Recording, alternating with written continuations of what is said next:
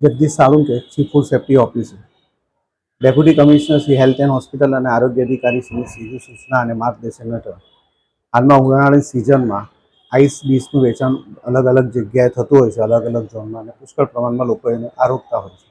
તેથી ફૂડ વિભાગના food safety ઓફિસરો દ્વારા તારીખ 3/4/2025ના રોજ સાંજે અલગ અલગ ઝોનમાં તપાસણી કરવામાં આવેલી હતી. તેમજ ત્યાંથી નમૂના લેવાની પણ કામગીરી કરવામાં આવી છે. આઈસ ગોળા બનાવવા માટે બરફ, સિરપ, ક્રીમ, આઈસ્ક્રીમ એ બધાની તપાસણી કરી છે. તેમજ 13 સંસ્થાઓની તપાસણી અલગ અલગ ઝોનમાં થયેલી છે. તેમાંથી નમૂના લઈ પૃથ્થકરણ સારું ફૂડ એનાલિસિસ સુરત મહાનગરપાલિકા મોકલી આપવામાં આવેલા છે.